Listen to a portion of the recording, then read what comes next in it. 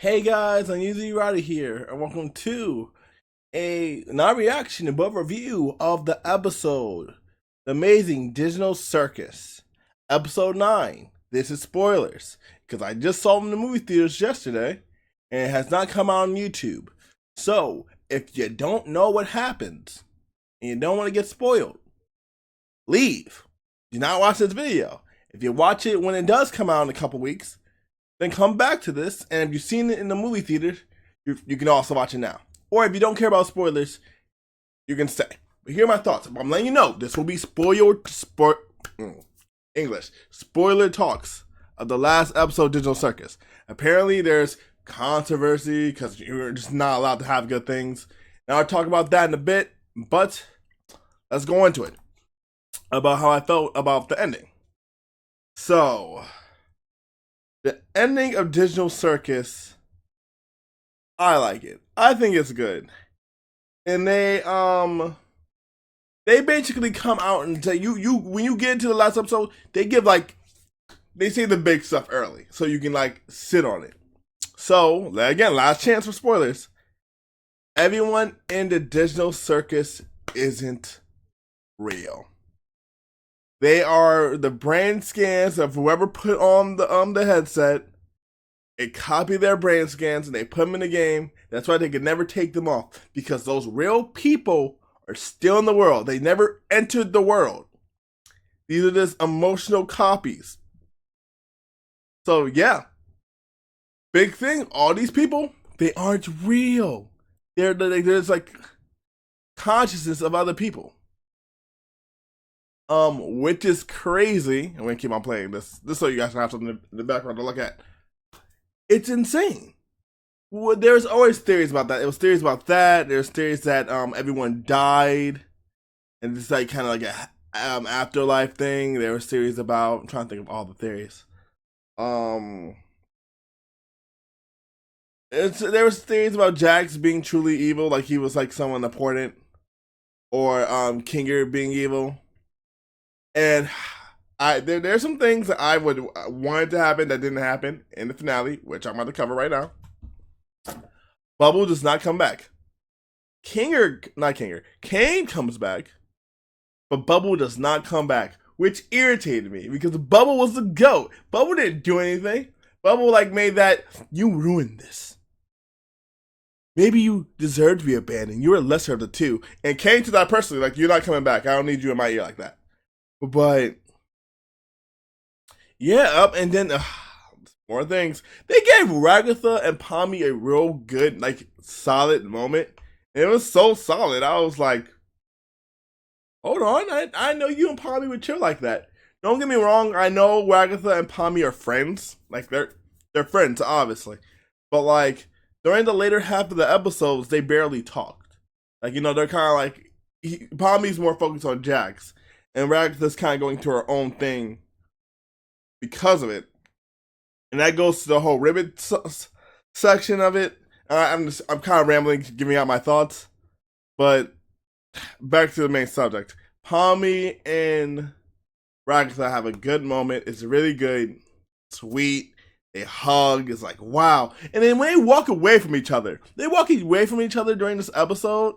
And they make a big deal of how they walk away from each other. And my brain's so one of them is going to die. They're never going to see each other again. Because it's so dramatic how they walk away. They walk on opposite sides. They're handling two different things. I'm okay, so someone's dying. It's not the case. No one dies. At least they don't. And it's crazy. Also, some other things. The big thing. The thing that probably got spoiled on the internet, if God knows. Jax is done. Jax distracted, and there's going to be thoughts about Jax distracting.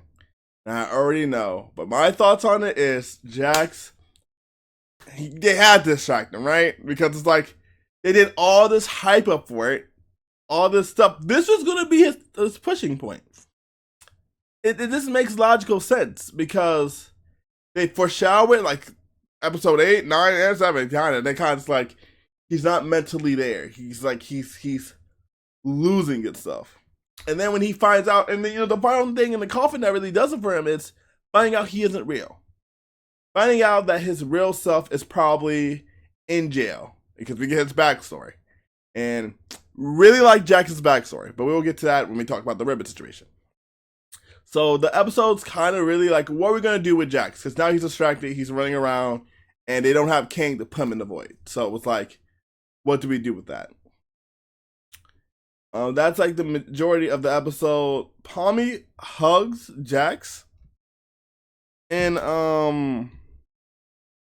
in the episode, like the distraction version of him, and then she kind of used to peep into his mind, which I'm trying to stop it. Jax, hold on, wait. It's just it kind of stops into his mind. And then probably you can see like different versions of how he sees everyone and stuff. Like there's a scene where like Palmy goes to him and Jax just chokes her. It just doesn't let go, and his eyes just get all black and menacing. And then he lets go. He's like, "Oh, why are you freaking out? It's not like I can kill you. You don't need air here." And that shows perfectly Jax's mental state throughout the episodes. Like he can do some very horrific, terrible stuff, but because it's not real, he doesn't care. Because there's no consequence, he doesn't care. The emotional consequence doesn't matter to him. There's no like actual physical consequence, he doesn't care. We see a return of Majax. We see how he think everyone would act. I think Jax thought that not Zubul, but Gango. I think Jax thinks Gango had a crush on him, and I think he probably had a crush on her too, because he kind of bullies her, and in his mind thing, he kind of like flirts tease with her a little bit, and so I don't know what's up with that.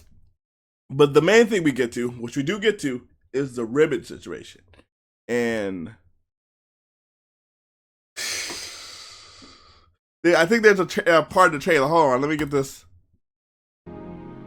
They say something here. Oh, Jax? Have you ever done something that you regret? That. Have you done something you regret, or something you done you can't take back? Jax did. We get to Jax's backstory. So Ribbit talks about, you see their relationship. When Jax gets in there, I'm hopping to subject. One time, going back real quick. Palmy talks to Kinger, and Kinger tells Palmy she adapted really quickly. Most people didn't adapt that quickly. Palmy took a couple of days, it takes people weeks and months to get like their bearings. Now we're going back to Jax. When Jax got into the digital circus, he was freaking out. He couldn't accept anything. He was like kind of in the fetal position, petting Kinger because he couldn't get out. And the people who were there for him was Ribbit and Cosmo, his people. He didn't know them in the real world, but they were nice to him when they met. So they kept on trying to like ease him into the circus, make sure he's good, blase. And then the big person that helped him do that was Cosmo. He wasn't laughing, he wasn't smiling. Cosmo started making him laugh. They got close. They got a little close. I feel like their relationship was a little bit more intimate than the other relationships. We didn't have time. There's no romance really in Digital Circus, but like they were close. They're in her room, as we see here. They're in her room. They're in Ribbit's room, and they're talking about things they regret. Ribbit's story is Ribbit she doesn't get along with her mom and dad. She runs away, and she kind of abandons them, and she feels guilty about it because like she doesn't want to go back. She doesn't see them, and she's kind of like stressed out over it. And then we get Jax's backstory. When he's running an episode, I don't know if it was episode 6 or episode 7, when he's like the human, when he's like running and stuff. So Jax had a strained family life. I don't think he was physically abused. No, I think it was more like verbal. His mom and dad and this is real. His mom and dad got divorced after high school or before high school, and Jax assumed he got along better with his mom because he never really got along with his dad. So he moves in with his mom, and if Jax did something mean or got angry, you're just like your father. If Jax was too soft, it's like, oh, you can't be a man. So like, no matter what Jax did, or his real name, he got berated. and he kept getting berated by his mom. No matter what he did, it felt to the point where he couldn't express himself, which explains why he hides a facade. We all knew Jax had a facade. He has this big facade, and that's why, because how his mom criticized him for being aggressive or being sympathetic, like he's a baby. And that's probably why he also feels some type of way when they put him in the maid outfit. It made him feel girly. It made him feel like less of a man. Because, his mom will berate him like, oh, you're not real. You're not, it's real things. And then I think she pushed him. Or no, that's not what happened. She was berating him. She was saying some cruel stuff. We don't know the exact stuff, but you can guess by his face. Like, she was breaking him down. Like, real personal stuff. And then after all of that, I think she said sorry and she hugged him. I don't know if she said sorry, but I remember Jack saying, the mom said sorry and she hugged him as she was laughing. Because, mom's probably figured out all this new stuff for her. Jax panicked, all these emotions. Like, the people he cared about most break him down psychologically. That made him feel some type of way. Now she's hugging him. Jax pushes away. He pushes his mom hard, hits the ground. Jax doesn't know if his mom. She doesn't get back up. Jax in his head's like, okay, she's doing this for sympathy points or whatever, but she doesn't get back up. Jax is not checking to see if she's alive, and he runs out. He runs out of the room. He runs, and he's homeless for a couple months after that. And he tells us to Ribbit. And then he's like, oh, I overshared. Why did I do all that? Why did I tell you all that? And then Ribbit's like, no, I'm here. I got you. I'm happy you can trust me with your most intimate thoughts. And they're getting close. She takes off the bow. She puts it on his ear. He blushes. A cute little moment. They're getting closer. And then Cosmo knocks on the door. Flipping Jax out. Jax realized he opened himself too much. And this is the Jax spiral. After this moment, he refuses to take accountability for his actions. Just like the action being he opened up. He refuses to not say he opened up. So every time he sees Cosmo, he's like, oh, nothing happened.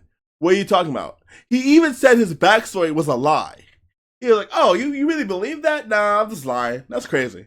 It's stupid that you actually believe that. He pushes her away so hard because he's scared to be vulnerable with anyone because of two people he could trust, his parents. When he was vulnerable with them, he got attacked. It's stuck in the Saki. But he kept doing that to Ribbit and kept pushing her away. And then, also on the flip side, Ribbit, she just gave some personal information about her life. So it's like, imagine opening up to someone and then this person said they lied about their backstory, which he didn't, but lied about their backstory. And now they're kind of teasing you. And now you thought you were really close with this person. You did a lot to break them out of the show, and they're just annoying you. So every time Ribbit comes around, he's one-wording her. He's trying to make her feel excluded by talking to other people. Oh, it starts off small. I'm hanging out with Cosmo. I don't want to do this adventure with you. I'm going to go with Cosmo. I'm just chilling. And then, and then it gets to the big thing during the winter world. They go to the winter world, and Ribbit okay, what's your problem? You're avoiding me. I just want to talk to you. I want to go back how things were. And then Jax, we are talking. This is what we're doing. We're talking right now. What are you talking about? He gets hyper offensive and they get into a giant argument. And then nothing gets resolved. And then Ribbit just goes away. She just kind of doesn't go on the next adventure. She just goes in her room. And then she is distracted in her room. Because, she was close to Jax too, and Jax literally just pushed her away, and no matter how much he tried to help, she distracted. And Jax definitely took that personally, because it's his fault, and he knows it's his fault. He knew he didn't know how to handle his emotions, and he basically killed someone that he really cared about. And that's the whole Jax backstory, which was crazy, because they did Ribbit crazy. They made her such a sweet girl just to make her just to extract her, which is insane. I might have background music for this because I know I'm probably talking. It's no background music. I'll probably try to put some background music on it. And then I'm trying to think after that. After that, yeah, they get the emotions out. Palmy sees all that, and then Palmy starts walking to Jax in his mind. And then he's like, you saw it. You saw the terrible things I did. Why do you still care about me? Why does anyone care about me? No one deserves to care about me. He knows he messed up. Palmy hugs him. They hug. They embrace. Palmy's like, I'm here for you. Jack's like, I hate you. You're always getting in my business. And Palmy's like, it's what I do. And it's like, oh, it's sweet. And Jax is like, I don't want to go. And it's like, remind me of the Spider-Man, not Endgame. It was a Marvel movie before Endgame. I think it was Infinity War, where he was like, I don't want to go. And it's a sad moment. It was like, okay. They hug, they embrace, blah, blah. I'm going through the whole movie. I'm truly yapping. But trying to fast forward, he is a flashbang. He shines up. We think we think that, he's going to bring him out. She's going to, fix Jax. Jax does not end up getting fixed. And they put him into, a big pillow fort. Fast forward, I'm going to try to talk more because I don't want to say the whole movie. That's what I'm basically doing. We go to Kane. Kane's alive. He's in, the void. He's like, oh, they tried to kill me. And he's like, no, maybe this is my fault. He moves through the void. He sees the files with their names on it. He can't get in there. He breaks through. He gets the files. He gets the players, the real names, like Palmy and them. He looks them up online to see, what they're doing now. He finds them out. He goes back to the digital circus. He apologizes. He understands what he did wrong. He pulls, I think, bubble out of his brain, the blue part, and lets it be free. But yeah, he goes back to apologize, talks to all of them. They're like, oh, what you did was crazy. We can't it's going to take us a while to forgive you. But we did miss you. And then Kang gives them, kind of control over the circus. They all kind of work together now as, friends. Kang's out the D&D leader. He's good. He's fine. And the big thing, the ends of it, because, it's ending. It's over. And which I thought they were going to bring everyone back. Everyone that was distracted, I thought they were going to bring back, and it was just going to be a perfect utopia. No. If you're distracted, you're done. Jax is done. Jax does not come back by the end. No post-credit scene. It's over. Jax is done in rings. Which is actions and consequences. But also, it's they're not real. Their real selves are out there. And we find out Jax probably didn't kill his mom because he's still with his friends doing stuff. Because we get a backstory about who everyone is. And Jax is living with his friend. So, assumingly he didn't kill his mom. So, that's basically the ending of Digital Circus, which was good. I'm surprised that, like I said before, I'm surprised that they did not bring back anyone that is distracted. This was definitely a Jack-centered episode. We don't really get a lot of Gangle and Zubul. Like I said, Bubble doesn't even come back. And we get very small things of Ragatha. It's basically Palmy, Ribbon, Jax. It's basically the finale. And I can see people having problems with that. I can see people having problems with the fact that Jax doesn't come back. He's done, which I know that's going to make some people feel some type of way. I can see this ruffling feathers too, because they made, I can't believe I just forgot her name. Ribbon. Ribbon, they made Ribbon so likable when they made what Jax did real, kind of heinous. And the fact that, they did bring Ribbon back, I can see people actually hating Jax for that. Oh, he killed it. He doesn't deserve to come back. And so I can see the fandom both whining on both sides, being like, oh, Jax should have been redeemed. And this side being like, no, what he did to others, he doesn't deserve redemption. Which is a whole other point. A whole nother video for another day. But, like I said, I think I liked episode 9. I like the way they did it. I see the vision. It's cool. Will I do some things differently? Sure. But this isn't my show. So, I'm going to appreciate it for what it is. Move on. And this is the last parts of this episode. I know I've been yapping. I know I'm just talking. My bad. But final little notes on the finale. Animation, amazing. Kinger, we already know, girl dad. He has a moment with Ragatha, and he has a moment with Palmy. Good moments.